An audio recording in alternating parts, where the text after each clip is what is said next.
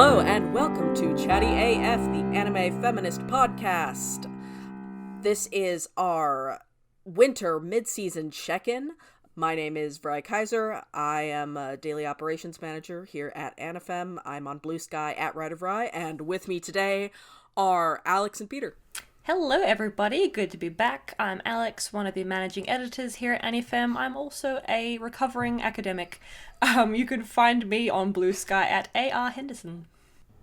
I'm Peter Phobian. I'm an editor at Anime Feminist. I'm a YouTube manager of strategy at Crunchyroll, and I'm Peter Phobian on Blue Sky. Thank you. Now, if this is your first time joining us for one of our seasonal casts, just as a reminder, we go following our premiere digest that we set up at the beginning of the season. Sometimes shows will have changed sort of position from where they were based on that assessment of their first episode or two. You know, we also have a 3-episode check-in, but we continue to use the premiere digest order just because it's easy to reference. Like, it's an existing list that people can look at and keep track of. We're actually going to start in yellow flags this time because there's not really much to add for the red flags category. I dropped Foolish Angel Dances with the Devil 3 episodes in because it was, besides the kink elements, which I feel like the show was a little too mired in having them be non-consensual as the only way it could figure out to get the characters into them, which is a bummer. And beyond that, it was kind of discount Kaguya-sama, which could be enjoyable, but there's just a lot of other stuff to watch this season. Yeah. And The Witch and the Beast is kind of puttering along doing what it was doing when we noted it in episode 3, although, Peter, you mentioned that there haven't been any more forced kisses since that premiere, which is nice. Yeah, I'm sure I'll have something to say at the end of season, but right now, I don't think there's no significant updates. All right, let's go on to BUCCHIGIRI, which, Peter, you and I are both watching, and so is Caitlin off screen from us. Are you an Utsumi person? Like a fan? Yeah. Aspects of Utsumi, I'd say. I like. Yeah. There are things I like. Some stuff I don't want to say I'm not a fan. I'm just not particularly interested in. So I think BUCCHIGIRI is kind of representative. I definitely think it's like really bombastic. I love all the character designs. Love the like energy and the sense of humor and stuff. Although I find the plot, it feels like I'm watching Tokyo Revengers now, actually. So I wasn't expecting that. I mean, I guess broadly in that it is about school gang war. Yeah, well, but also the aspect where there's broad. Like one guy who's starting a fight with 2 other gangs so that he can come in and defeat both of them because of a single negative event he had with one of them that drove him absolutely insane and caused him to decide to like kill everyone. You know how high school is. Formative period, I guess. It's doing it with a lot more bombast than Tokyo Revengers was for sure. Now that he's got like, I don't know, an idol group that performs honeypot performances so that he can recruit people into his gang, and of course people being possessed by Dejin that give you a tramp stamp. But so there's obviously a lot of stuff is about to happen, but up until now it's kind of been playing very, I guess, straight with its premise, dare I say. Ha. Yeah, I don't know, Right? Do you have any strong feelings? So I'm like, it's semi-neutral. Mm-hmm. I watched and enjoyed the first season of Free, but never did watch the second season. Similarly, I liked Skate well enough, but I was watching other stuff, so I never quite managed to finish it. I pretty much don't count Banana Fish because she was so tightly bound by the producer, who really wanted to keep it exactingly faithful to the manga, which still bums me out. But so like I like the things that she does well. Like you said, I like she has a really great eye for action and solid comedic timing when the joke isn't lol gay. I think the colors that she uses in her shows are really amazing. She's kind of, for me, she kind of sits in the same pocket as Kojima, in terms of like auteurs who I'm really glad are out there doing their weird little thing, because I love when artists get to do their extremely idiosyncratic stuff that they're clearly passionate about. But also, at least as of BUCCHIGIRI, and obviously this is different for a woman creator versus a guy, just in terms of what she'd naturally have to be pushing against to get stuff made. But I think, I don't know, something about BUCCHIGIRI's production says to me she needs somebody who can push back against her in a productive way. Not somebody who just tells her no, because I'm sure she's faced a lot of that in her career. But somebody who says, hey, I know you like this trope a lot, but maybe it's not, maybe you have stuffed too many of the tropes that you like into one package, and they're all fighting against each other, and it's really loud, and it's not making a cohesive story that doesn't feel exhausting to watch. Mm-hmm. Yeah, I think definitely somebody to kind of keep things on course, because it does seem like a lot of the things that have happened was just because you get the feeling the director finds them entertaining, so that's why they're there.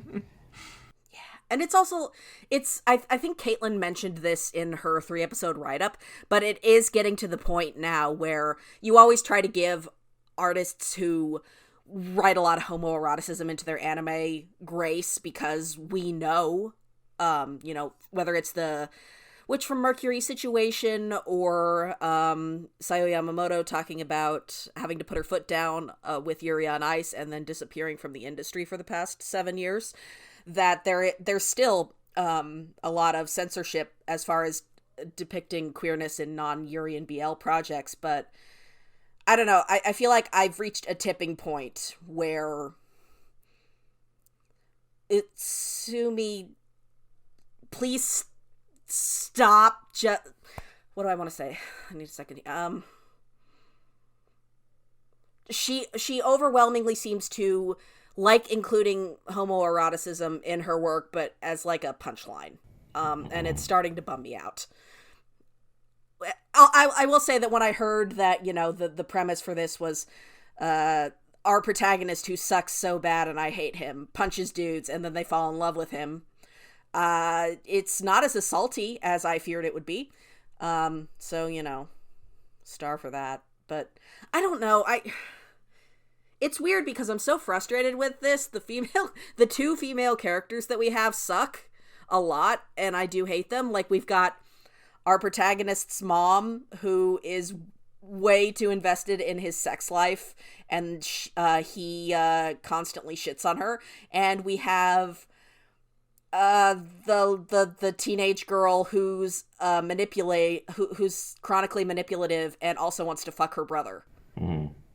And has a horrible hairstyle that I hate. Like, that's a bummer. And yet, I say all this, but at the same time, Utsumi's so talented in terms of, like, visual flow. This is a compulsively watchable show. And obviously I'm not even getting into, because I shouldn't, all the conversations to be had around this show and its use of Arabic imagery and, graffiti and street culture, and whether or not that's appropriative. It's just a whole thing, and I wouldn't even call it emblematic of Utsumi. I think it does a disservice to what she does well, because it's like too many of her pet favorite things, but not at the height of what she does.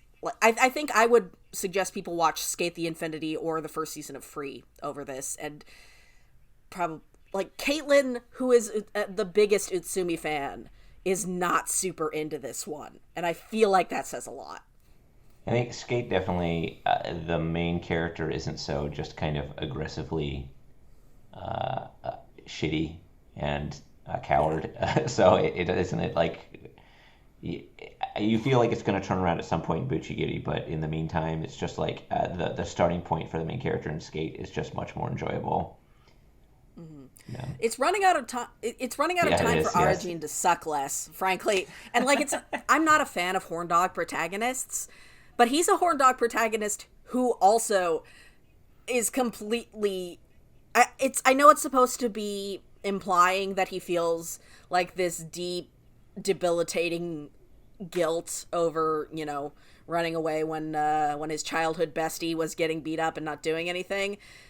But I don't care because we're halfway into the show and he hasn't done anything for anybody besides literally being led around by his dick.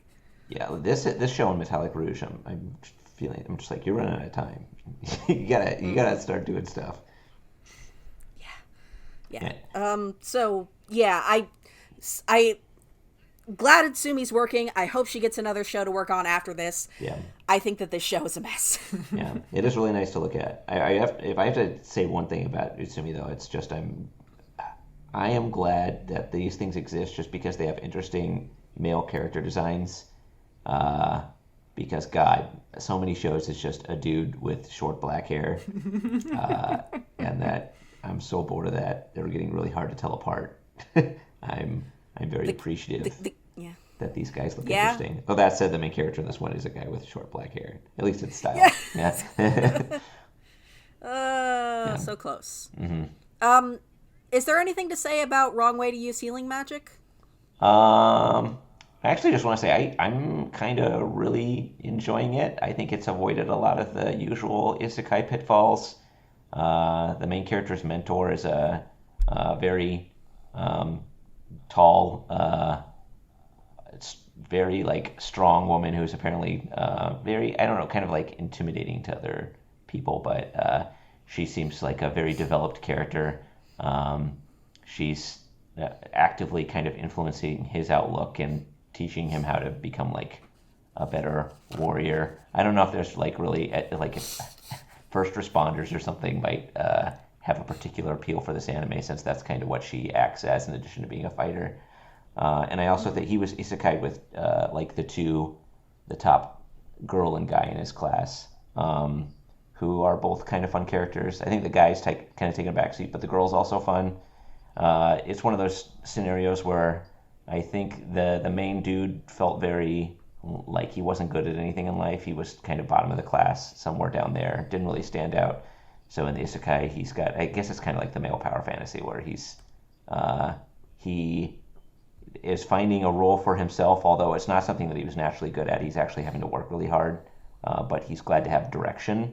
And the girl was very high performing, but felt very like claustrophobic in all of the expectations that she had on her. And she was really into like RPGs like Dragon Quest and stuff. And this world kind of appealed to all the sensibilities that she was forced to ignore to be, I don't know, perfect all the time. So I feel, and they haven't really done any of the usual bad stuff either. So I feel like I can't remember either of the names. Main guy's great. Main girl's great. I think Rose is a really cool character idea.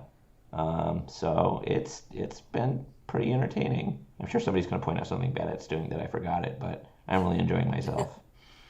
Right. The bar is in hell for the genre, so enjoyable and not actively doing something terrible, sometimes, that's not a bad thing. Yeah, and Rose is very good. Nice. All right, nobody is watching Weakest Tamer.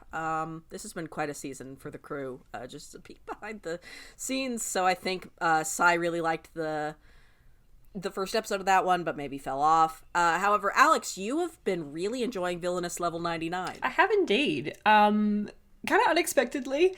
I think that it's not going to be for everyone because a lot of the humor kind of relies on the protagonist being very deadpan in her delivery, not because she doesn't care and is a very, emotionless person, but it's not my business, I don't think, to make a call about whether or not, an anime character is, neurodivergent coded, or least of all, neurodivergent representation, but I will take this point to steal a joke from my friend who I'm watching this with. who said, everyone's worried about her dark magic, but I think her real superpower is gaming and autism. And look, I find her very endearing. She's very very good at the things that she is good at.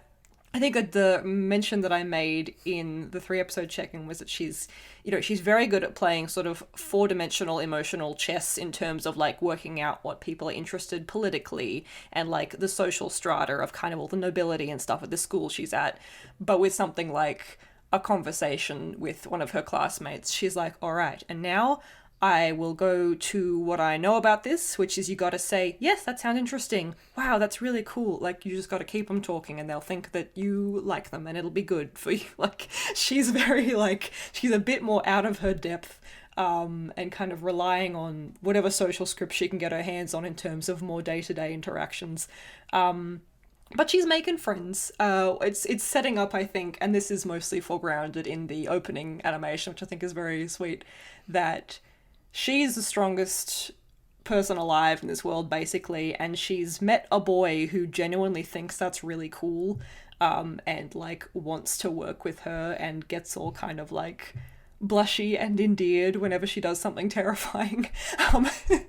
And I don't know, it's not gonna blow your socks off, I don't think, but it's fun, and it has some fun dynamics, and it's got, a little bit of plot and intrigue happening. Like, sometimes you'll have these sort of isekai shows, whether Villainess or another power fantasy or another genre, whatever it may be, where everything's kind of just, like, easy for the protagonist from the get-go, and there's no kind of, like, questions or mystery about what is going on around them. But I don't know, there's some stuff going on. You're sort of like, there's some characters. You're thinking, okay, what's your motivation? Are you manipulating this girl? What do you want?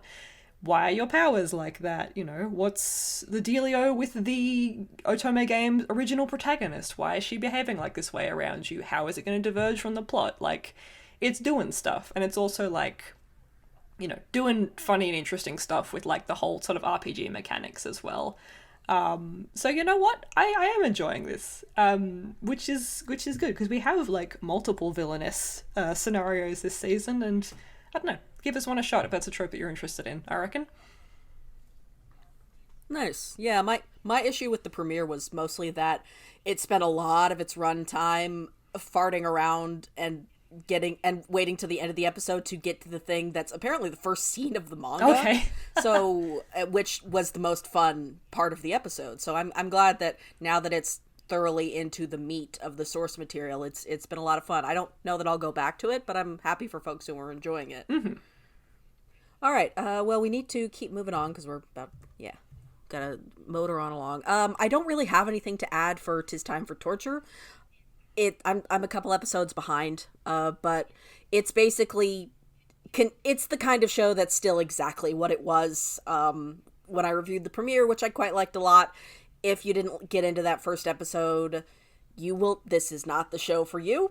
It is doing the same thing every week with new characters, and either you find it cozy or you don't. But I like it a lot. It is absolutely top-tier food porn, except, of course, for the other food porn show this season. Seventh Time Loop, nobody on the call is watching, but Chiaki did a short little write-up for it on the 3rd episode check-in, which I believe still holds true. She and Dee are both continuing to really enjoy it, just as a nice little character romance of the, I think they described it as the, why is my fiance acting like this sort of subgenre of romance. And it's another title that seems really fun, has a dynamic sort of heroine, and I just have not had time to get to it. But yeah, that sounds like if you're looking for, a Villainous series that's more solidly in the romance genre, and it's using the time loop mechanic to really believably give its heroine, all of her many multifaceted skills that she can pull out in X situation. It seems like it's doing really well.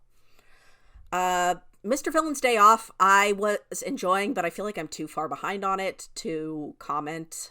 Seems like you're the same, Yes, Alex. yeah, I haven't. It feels like a good show to put on and binge, kind of like while you're chilling out and doing other stuff. That is like not to say that it's worth less because it's like a silly, fluffy supernatural comedy show. But that was kind of the vibe that I got. I think I'll return to that one at the end of season and see how we go. Mm-hmm. Yeah. Ishura, I think I will come back around to talk about at end of season. I didn't end up writing the 3-episode for it because we were just stacked for time. But, I'd love to tell you if it's still, how it's doing with the protagonist we met in the first episode and her PTSD. But I haven't seen her again because every episode keeps introducing entirely new characters who are all going to be joining in this, tournament. And they're interesting little side stories, but, it was starting to get to the point where, oh no, you're going at the rate you're going to be introducing so many things that you're going to get to the tournament at the end of this anime. Mm-hmm. We can't be doing this. Oh dear. Which, yeah.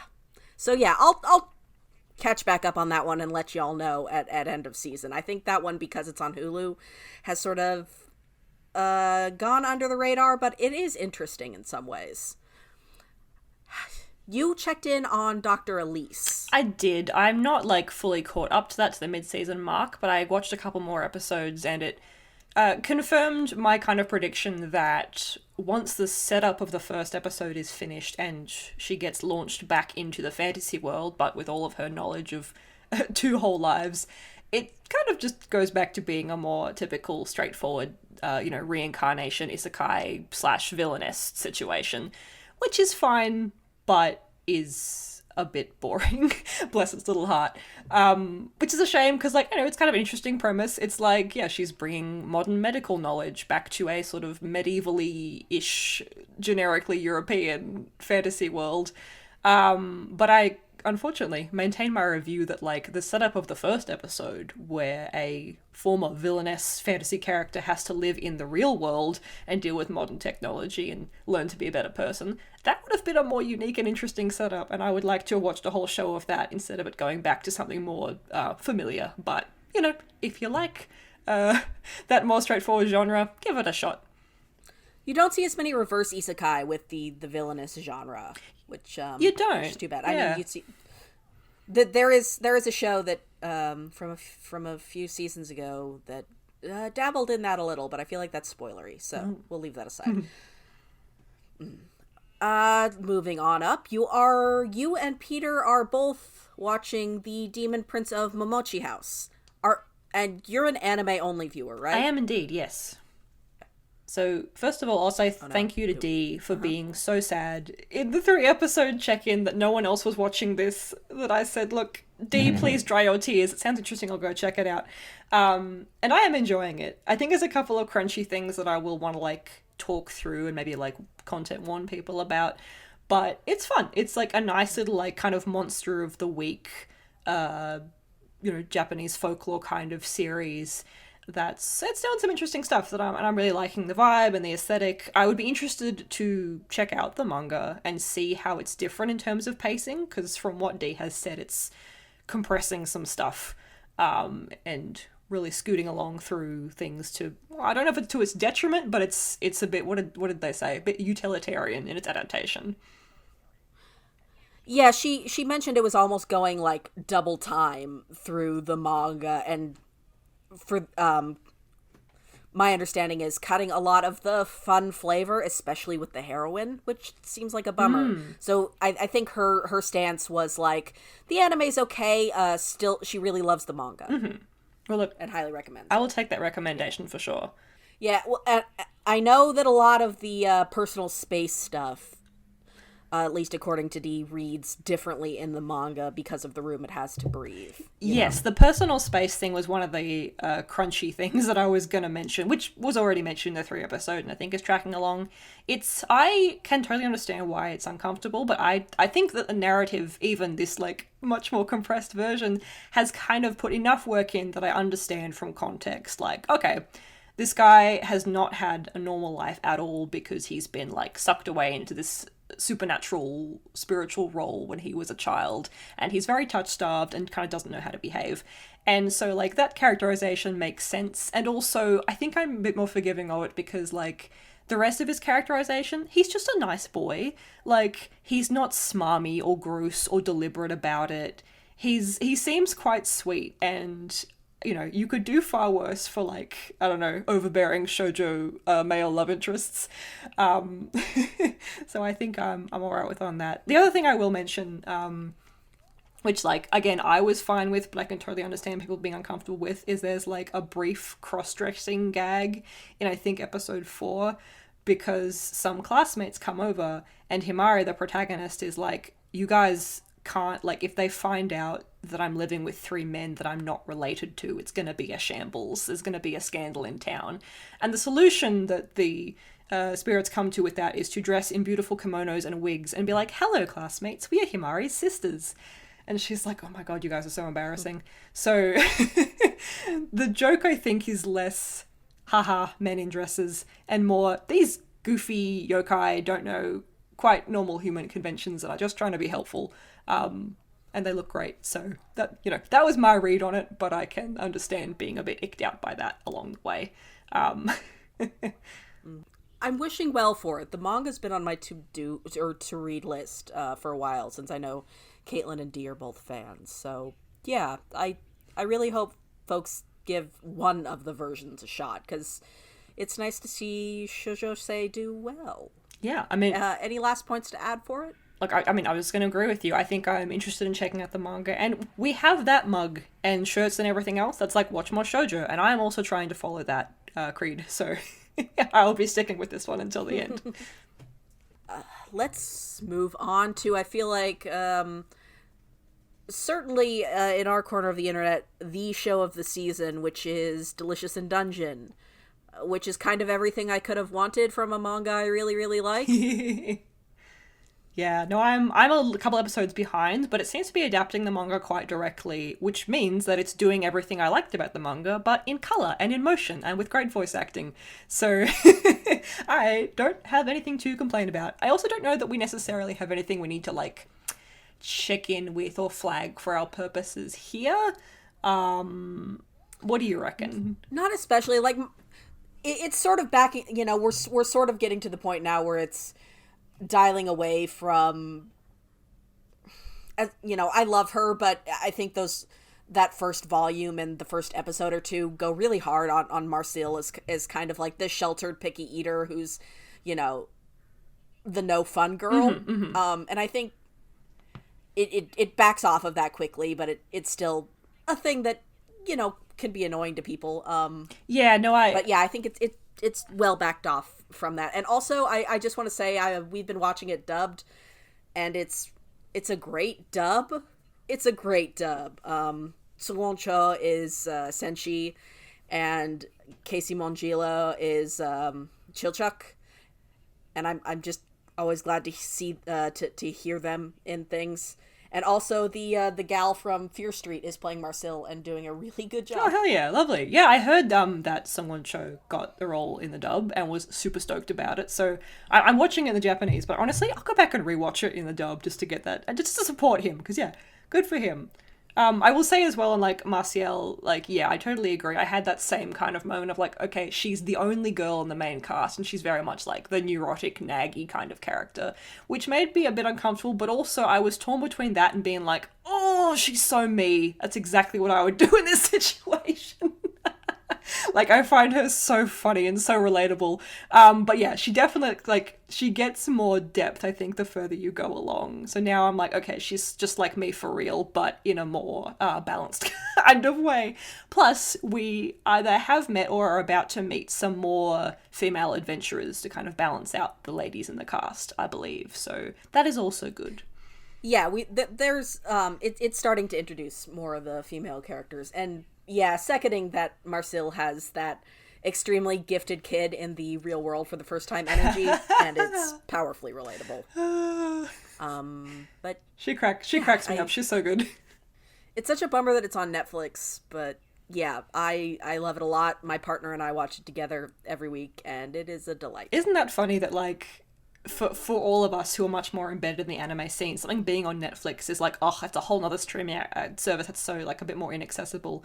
Whereas, like, I will talk to normies, you know, I mean that affectionately, who only watch anime on Netflix and would consider getting Crunchyroll or High Dive an extra kind of thing. So in that way, it's actually more accessible to the rest of the wider world. So I don't know, funny dichotomy going on there. I don't have a point to make with that, just like an observation that I've made recently talking about anime with people. They're like, oh yeah, I watched a bunch of this stuff because it was on Netflix and it was real good. I was like, oh, that's right. People only watch Netflix anime. I'm embedded in this. I'm up to my neck in this world, so I kind of forgot. So in that way, it's nice, because that means, you know, it may reach a wider audience in that sense. Yeah, that's true. And it's captioned in English. Yes. Unlike certain services I could name. Indeed. But moving on to Solo Leveling, which seems like it really just kind of discarded the things that it was potentially interesting about its world building. Yeah. Like Villainous level 99, I was foreshadowing, it also has a dichotomy where it turns out, I don't know if it's supposed to be a video game, but there are definitely, like, it's like the main character is special because he's the only one who can see his heads-up display and get quests. So like little windows appear and say you have a quest, and he has to complete the quest, then he can level up. And so I think he's the only person in the world who can level up and knows that there's quests. So I don't know if that the real world is a video game or something like that. But rather than, I don't know, explore some sort of horror you might experience when potentially discovering that the entire world that you thought reality that you existed within it might be a video game or is some sort of video game for some sort of higher being. It just is a means for him to amass a lot of power very quickly, and a really convenient narrative means by which he can, any sort of plot point can be introduced very conveniently because he gets a quest for it and he has to do it, otherwise bad stuff happens to him. There's a penalty if he doesn't do the quest. For example, he gets betrayed by some people and he gets a quest to kill all of them, or his heart will stop. That is the penalty. So he basically has never killed anyone ever before. He is obligated to kill all 4 of them, or he will die, and that's how he becomes a murderer. And the framing is, oh well, it's me or them. The dungeon wants me to live, so this is the only choice I have. And then he was in a situation where they were going to kill him because they were bad guys, but definitely I don't know if that was supposed to absolve him of the guilt of murder when he potentially could have run away or something like that. So yeah, he kills all those guys and completes the quest. So it kind of is a way of, I guess, directing his actions. So I don't know where or if this is supposed to lead anywhere just beyond keeping him moving and keeping him leveling up and being really cool. Have we seen any more women?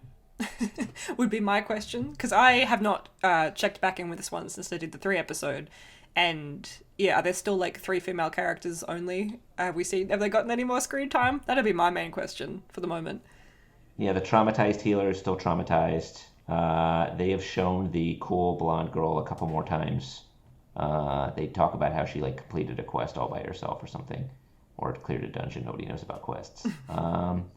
And he still has his sister and his mom, who are very nice people who need him to definitely keep making money so that he can support them.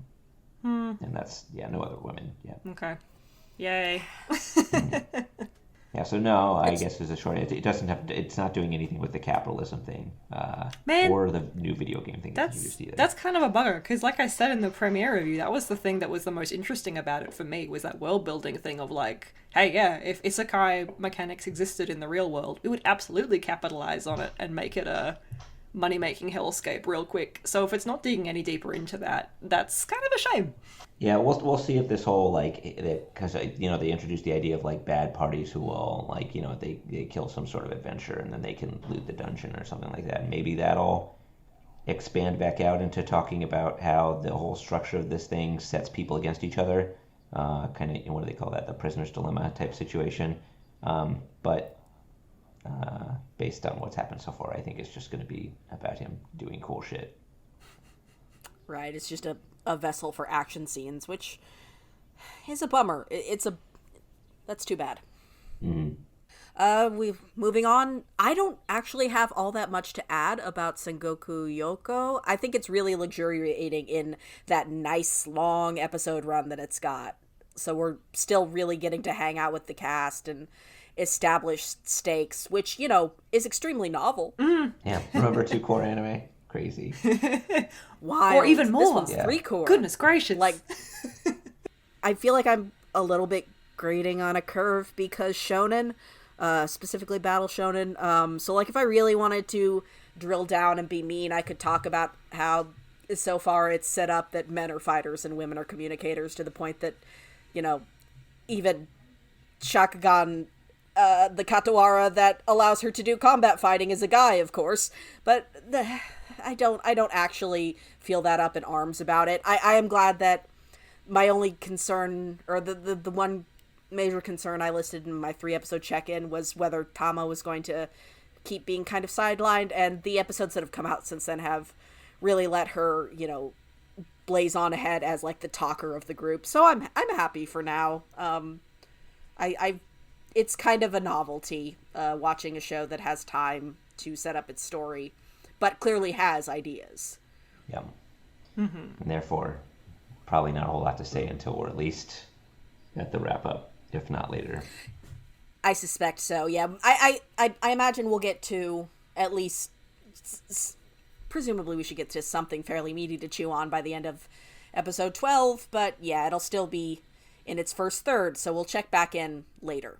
On the flip side of shows that... of a show that has a lot of time to really, set up its themes and its characters and let you get into their dynamic, Metallic Rouge is happening. Yeah, what the heck? I've been referring to it, or at least I've been referring to it in the Slack as a 2-core show with its legs cut off. Oh no. Yeah, I feel like I really liked the last episode, and I feel like if it was kind of a Cowboy Bebop-esque, a bunch of non-related episodes with them just kind of palling around and maybe fighting a robot at the end of each episode, that would be pretty neat. But it definitely has some sort of larger plot it's trying to construct around these events, which doesn't seem to really know what it's doing with the themes that it's playing with. Yeah, I liked episodes 5 and 6, honestly. Like, I felt 5 was really pretty and doing a lot of cool, surreal imagery, and I think when the show is tightly focused in on just Rouge and, like, this fun thought experiment about a single AI sort of feeling her way towards self-determinism, and also cool episodic space adventures are happening. Mm-hmm. I think that the show's really fun when it does that. Like you said, like Bebop or, not quite Dirty Pair, it's not madcap enough for that, but like space adventure stuff. I think it's good at that. But then you have stuff like episode 4, where it's this extremely yikesy, heavy-handed story about oppression that's really thudding and poorly paced and just doing a lot of violence to dark-skinned characters to try and drive home a point that's not as smart as it thinks it is. David Cage-esque. It really is press X to emancipate levels of bad. It bums me out, because I like when the show is on, I actually really have a good time with it. Yeah, and it feels like that part is going to be kind of it's integral to the larger plot, since it's about artificial life, right? Mm-hmm. So I feel like there's no escaping that becoming a larger part of the story. Our early experience with it has not been great, so it's something I'm not too optimistic about, I guess I'll say.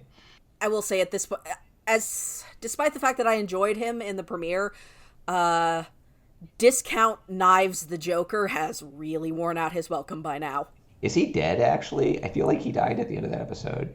No, Team Rocket's blasting off again. We didn't see a body. He ain't dead. I guess so. He was just kicked toward the planet Earth so that he would burn up on re-entry was the idea. But yeah, I guess there's no body. That's like, yeah, he hasn't really done. I don't know.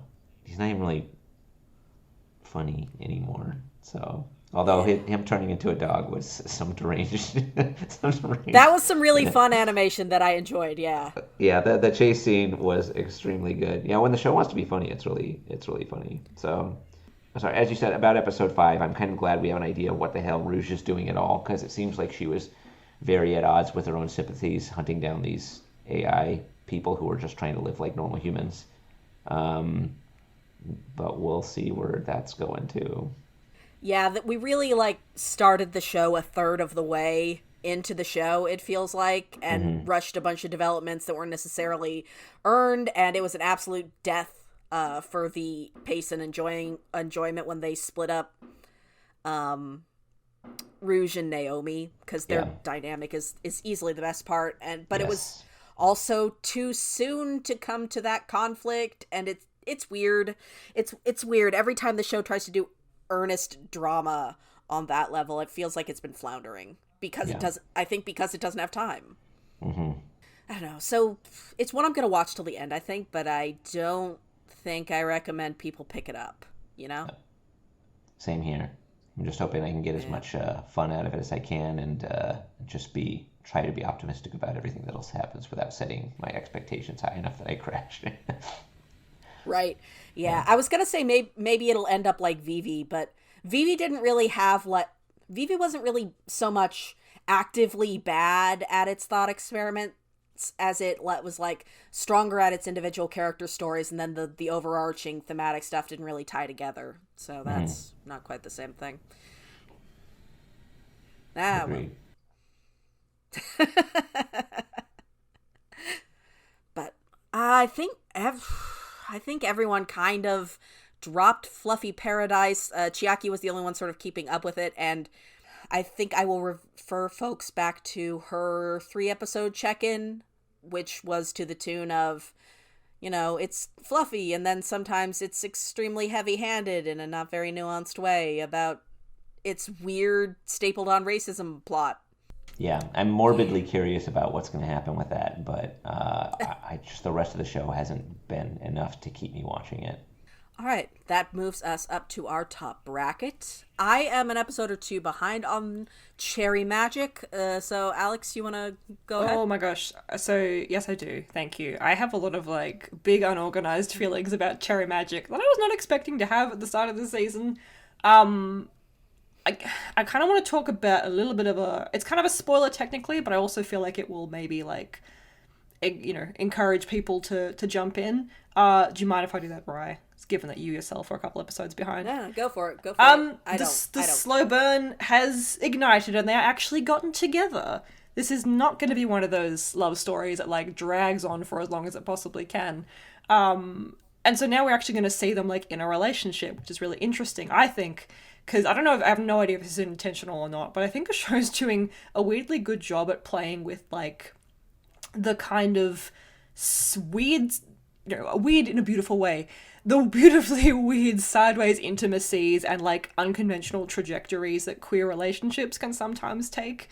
In this case, it's okay, first base is telepathy and literally reading his mind and finding out he's in love with you. Second base is pining for each other from afar and working at your confusing feelings for however many months. Third base is a big, dramatic confession of love in the middle of the street. And fourth base is maybe going on a date. And obviously, without the telepathy, I feel like that is extremely relatable to, not necessarily all queer relationships, obviously, and not exclusive to queer relationships either, but I feel like sometimes you can have that, they can take that kind of funny non-normative shape where you will end up with, maybe you actually go on a date and hold hands after you have dealt with all of your complicated feelings of figuring yourself out and realizing that you're in love with each other and what that means. So I'm excited to see how that goes, honestly. I think it's sweet. There are a couple of things that... Did Tony make some notes on this one? as well. Yeah, they did. They mentioned that, they also mentioned that, there's gonna be, we've gotten our love confession, so now we get to see the relationship develop. I was gonna say, did they mention the extra subplot, which is one of their female co-workers really ships them together, which is maybe like, okay, it's in that spot where in the context of the show it's kind of funny because it's this like telepathic comedy of errors where he brushes up against her, reads her mind, and she'll be like, oh, I really love Adachi, and he'll be like, oh, what the hell, and then will like flinch away, and so he doesn't hear the second half of her thought, which is, I really love Adachi in a relationship with Kurosawa, who is his love interest. Like, she's a, full-blown fangirl of the idea of them together. And so he multiple times, to the point where it's just getting silly, he's like, wait, is she in love with me? But she actually that's not how she feels. She wants to see them smooch. In the context of like, it's a misunderstanding via mind reading, sure, not a bad joke, but obviously the trope of like, that feels like it's a joke from about 10 years ago. Is that like, is that a read that anybody else gets? Does that feel like a slightly more maybe old-fashioned, maybe tired, maybe insensitive? I think it used, the sort of in-universe cheerleader for the love interests. I mean, like, it's not that old. There's a version of it in Bloom Into You where, the ace character is sort of really invested. Oh, for sure. I'm thinking more specifically in terms of like the Fujoshi character who wants to see these hot men all over each other and is like maybe meant to be an audience surrogate in that way. Yeah. And that's kind of most of what she's got going on as a character. Kiss Him Not Me. Yes, exactly. Yeah, that too. Yeah. But this especially kind of like, she's not the protagonist in this. She's a side character who's like in this BL series who wants to see the characters hook up, which, in the context of in the universe, those are like your two real human co-workers. So that's a bit, I don't know. What do you think? Yeah, no, it's one of the, I think Tony mentioned not in their notes where, but just sort of as we were chatting, that they were also sort of enjoying the way this specific character was used for like the comedic shenanigans. I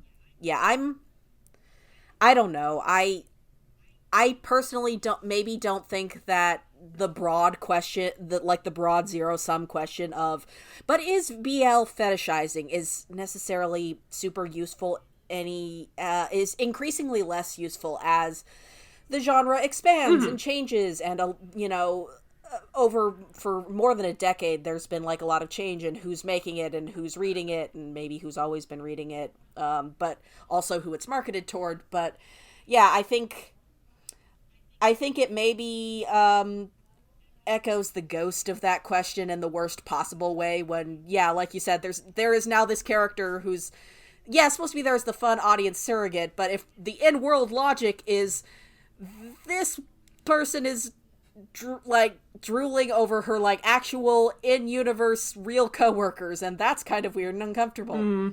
But I guess like, especially after especially when Sasaki and Miyano had a really nice little quiet episode beat about that, where they go to the movies and they feel sort of uncomfortable about the fact that they've gone to a BL movie, and like the mainly female audience who are there are like whispering about whether they're there on a date, and they feel really uncomfortable about it.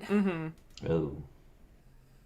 Yeah, I guess maybe it'll come down to like, what else does the narrative do with that? Like, what else is she as a character? But that's the kind of the main thing that's like sort of nibbling at me. But honestly, like I'm enjoying the show an unexpected amount, and I am really enjoying the pacing too, that now like we're progressing through this complicated feelings and pining stage, and now we're gonna have to work out, well, first of all, we're gonna have to work out, this is a huge world building question, is like, if these two are now in a relationship, are they ever gonna have a sexual relationship, and does he lose his telepathy? That's gonna be so fascinating to find out. Because we're like, well, of course he'll lose his mind-reading powers, but then one of my friends was like, wait, no, what if the magic is homophobic, and so it doesn't count it as being, like, quote-unquote, losing your virginity if you sleep with someone of the same sex. What's the magic is I mean, real questions, very serious world building questions. But anyway, look, I was going to say, we can get into those deeper questions further along. But yeah, for the midpoint, I am excited to see that it's pacing along the way that it is. And now we're going to get a story about two adult men trying out a romantic relationship and what that's going to look like for them. That's going to be really interesting, I think, and really nice. Yeah, and Tony also mentioned that they were really looking forward to sort of how the show was starting to unpack Adachi himself as a flawed protagonist who kind of has this misanthropic disdain for other people that's not necessarily, that maybe he should get over, in addition to as he's working on this relationship. And I think that's nice, because I think in the first episode he's sort of deceptively bland, Yes, I think so. Yeah.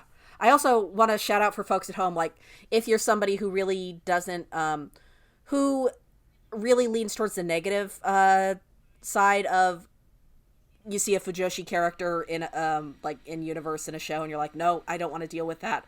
I have not watched it yet, but the live-action drama version of Cherry Magic is really well regarded. It's also on Crunchyroll, and the scriptwriter for the live version changed that character specifically, where instead of being the Fujoshi cheerleader character, she is actually Arrow Ace. Oh. So I think that's neat. That is neat. Would you look at that? All right. I'm going to try and be quick about Brave Bang Bravern because I'm the only one watching it, which is a shame. It's a sad shame. It makes me sad. This is probably the show I look forward to the most every week, and it also sort of really frustrates me because it's apparently is the running theme of this season. It's kind of running out of time. It feels like to pull off what I had initially hoped would be sort of a satire or subversion of all this really bombastic military imagery that it's had from pretty much the word go. 'Cause yeah, it's a lot of fun. It's still very homoerotic, but it's weird that 6 episodes in, I'm still not sure whether it's going to commit to an actual sincere romance between Lewis Smith and Isami, despite the deep soul-connecting conversations and extremely sweaty boxing matches and Top Gun imagery everywhere. I'm having a hard time because it's such a fun it's a fun tongue-in-cheek parody of super robot shows, right? Where he, Bravern is enamored of heroism and he projects his own in-universe music and title cards behind him when he introduces himself, and he takes the time of to do a special attack on the enemy robot so that it can speak human language because, they need to be able to monologue at each other. And there's a lot of really fun notes like that are clearly because Obari has been making super robot anime for a long time.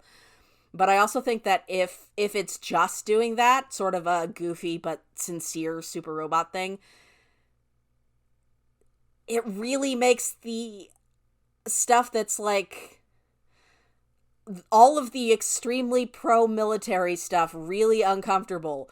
Because I cannot stress enough that the first episode of this anime opens with what appears to be a fully militarized Japan and America doing fun practice engagements together in Hawaii, and then aliens attack a Hawaiian naval base and nobody says anything about how this may or may not be connected to history at all.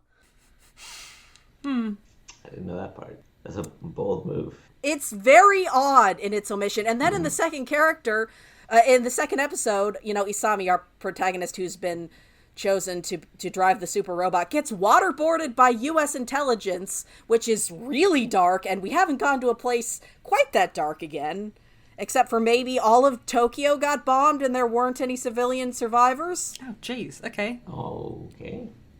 Yeah, it's really kind of tonally all over the place, but also we have all these big moving speeches about this brotherhood of soldiers who were going to band together to save one another's countries and the entire world, and it rapturous discussions of how cool X or Y ship or plane is. It's like, okay, this is all sort of interesting, but I need you to be going somewhere with it. And at that point, I'm just realizing I want this to become Samurai Flamenco. And then I get sad and a little bit salty because Samurai Flamenco is about to become lost media in America. So I really want this to come together and pull off doing a thing, because I think it's just this cocktail of extremely potent imagery and potential themes and gay shit, which are all of my favorite things. But I don't know. I'm not super confident that it's going where I hope it will, you know? Well, that sounds like a lot in the official definition. Again, it is the show I easily look forward to the new episode of the most every week. Yeah, all I see are Twitter clips, which are pretty insane. All of them are very insane. It is truly a show that never quits, which I do think I mean affectionately. At the end of the day, I love a show that will be unrepentantly weird at me. All right, looking forward to hear if it pays off in the end. Fingers crossed. Let's close out on A Sign of Affection. I am not up on the anime, although I have read and really enjoyed what I've read of the manga. So, y'all go ahead. So first of all, I think the most important thing to say is that, like, I can't comment on, like, the representation of disability in the show, because I would defer to our deaf and hard of hearing audience members on that one. And indeed, there's still, like, some really interesting discussion that was happening, even just in the comments section of the premiere review. As a love story, though, as, like, a coming-of-age story, I am enjoying it. I think it's very, like, it's doing a nice balance between, like, its little sort of more comedic moments, and it's very, like, personal stakes, very low-key, very gentle story about, like, a relationship coming together. Because, I mean, unexpected fun parallel to Cherry Magic, the main couple of this is also getting together during the runtime of the show. But it's also about a main character who is really, like, consciously trying to come out of her shell and expand her world, and is not always 100% sure on how to do that, but is doing her absolute best, and is, it's slow burn, but it's rewarding to watch. She's putting herself out there, she's having new experiences, and she's surrounded by, well, I really like her, like, I don't remember her name, but her short-haired, supportive, like, cool friend. I love her a lot. And I love their, like, the bartender love interest of her, that they're, like, really, like, they also have a romantic subplot, but they're mostly bonding at the moment about how they're, like, rooting for Yuki and Itsumi to get together, which I think is really cute. And yeah, like, the biggest sticking point for this one for me so far, and I don't know exactly what the narrative is doing with it, is, like, the childhood friend character, who is, I want to say he's, like, the other point in a love triangle that's happening, but Yuki doesn't really seem interested in him beyond the platonic. Oh, she? Yes, him. The one who, like, did you make a joke, Peter, earlier, that, like, he learned sign language just to be a jerk to her? Because, yeah, he's kind of, like, overprotective and overbearing, and also, like, goofs around and teases her, and, like, like, curls his finger up in her hair and tugs on it and stuff, as if they're still little kids. And it's, like, it's kind of a weird dynamic. I feel like the story is, like, doing something with that, where it's like, no, this is a pain in the ass, and this is something that she needs to, like, navigate. But it hasn't quite drilled into it enough that there's possibly a narrative purpose for this, but at the moment, he is just, on a purely emotional level, he's annoying the shit out of me, and I could do without him. What do you think, Peter?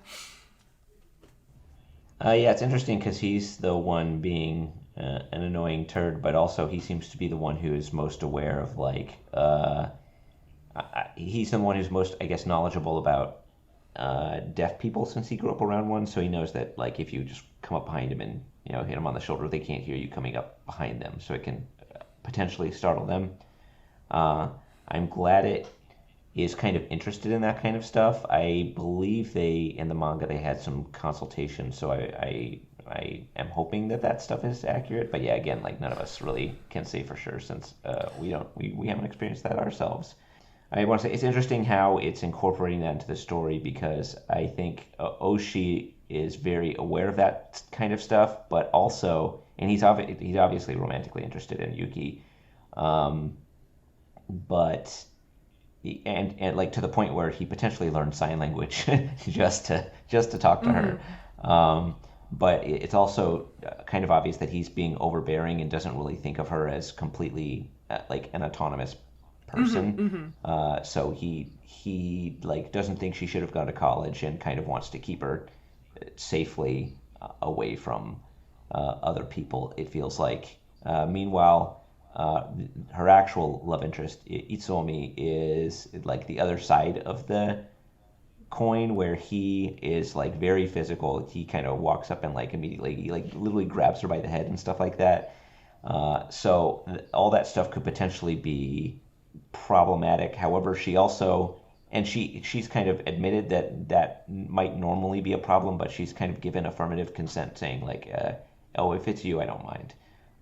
So he kind of has carte blanche to do that. And again, I don't. This is like it's a very complicated situation. So she said it's okay. Yeah, but again, I don't know what that experience might be like for someone in there. But Vrai, you said you know the exact situation that they're under the writing. Yeah, so Morishita did an interview that they included. It's on Kodansha's website, and it's also at the end of the first volume, Yeah. where it's actually a writer artist team who do the manga, and they interviewed. I know they did some interviews. They did some. They mentioned doing a lot of reading, and then they have someone who is an active consultant who did ongoing work with them for the manga, Yuki Miyazaki. She's their supervisor, specifically in terms of sign language and how it is used for communication in the manga. So yeah, I think like obviously the fact that they worked hard, working hard at something doesn't mean that, and therefore they nailed it in every respect. But I do think that they are taking it seriously. I will say, like, I am not somebody who is hard of hearing. I have processing issues, which affect, like, I use captions and stuff, and I have hard times in groups of noise, but it's like, it's a different thing. There's overlapping issues, but it's not the same thing as being part of the hard of hearing community.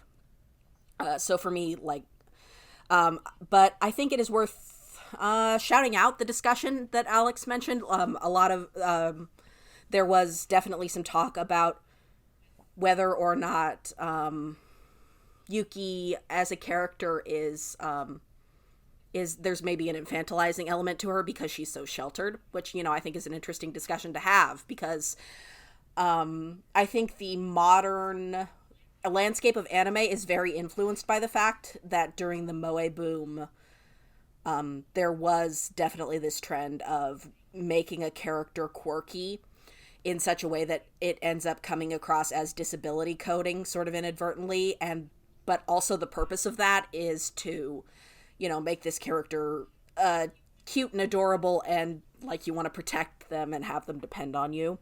And I don't think I think it grew and evolved and changed from there, where like now you end up with series that are visually very influenced from that start, like the Air and Kanon and all of that stuff. But you move in and you get stuff like Bocchi the Rock or Stardust Telepath, oh even god, I can't from remember last her season. now. No, I was thinking of the wonderful girl from Bang Dream It's My Go, yes, who yes, is yes, just yes. I thought a really sensitively wonderfully wonderful depiction of autism coding. So I think that it's grown and changed and allowed for that in some ways, and then I think, But I also think there is still that strain out there on the other end of things where you get like The Day I Became a God, where at the end the main character takes the 12-year-old girl who needs a round the clock caretaker away from care because he's in romantic love with her, which means that not having any medical training is fine. Love will heal, or love will fix it all. Yeah, which I mean. Yeah. Worth saying, I think that what Sign of Affection is doing well is, like, not presenting her disability as something that, like, needs to be fixed or she needs to, like, quote-unquote overcome to live a quote-unquote normal life and have a normal relationship. Like, that's obviously, that's obviously something that's pervasive in some of these narratives, and I don't know. I think as well, the fact that Yuki is the protagonist and the point of view character is going a long way to endearing me to it. Because even if the representation isn't like 100% spot on, it comes from a better place than like... It has a different vibe rather to something where like the main character is... his hearing is fine, but he's sort of...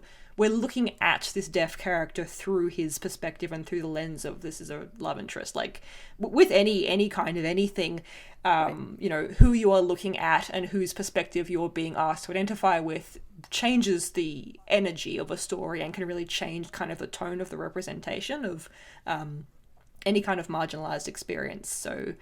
definitely something that is interesting to me about Sign of Affection is, that, like, it's Yuki's story, first and foremost. Like, we pop off into other characters' point of views, but we're very much being asked to identify with her, and so, she seems like a rounded character to me.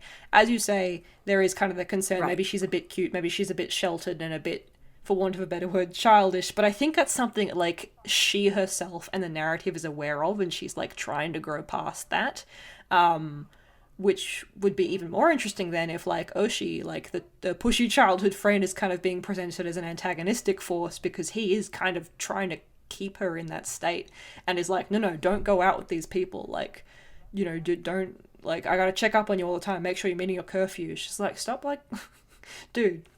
Like, to the point where she feels like she has to lie to him and be like, I'm going to the library, which is actually meeting up with her love interest because she knows he'll get weird about it. Oh, yeah. Like, she lies to him so much. Yeah. Like, it feels... I don't know. I can't make the call because the story's not finished, obviously. Yeah. But it feels like it's, I don't know, engaging with that at least, or trying to complicate it. Maybe not as, like, the main thematic thrust of the story, but...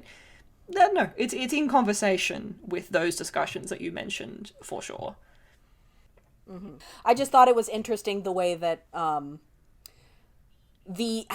what happens when you layer different character experiences onto existing genre conventions, right? Yeah, for sure. Yuki is in some ways like the very archetypical sheltered shoujo protagonist who is, she's in college, but she's also coming out into the world and coming of age in a sense. And so, like, you have these sort of, the fact that she's sheltered and kind of naive, and how does that intersect with, like, stories that have been told about and stereotypes that have been layered onto hard of hearing and deaf protagonists. Mm-hmm, mm-hmm. I just think that's interesting. And it's also worth mentioning that, and Tony wrote about this in their 3-episode check-in, like the sense that they mentioned, as somebody who is not deaf but is more disabled in other ways, sort of really vibing with this as a story about a disabled person navigating how to date an abled person. And yeah, I don't know. It's complicated. I'm glad that this show is here. Mm-hmm. Yeah.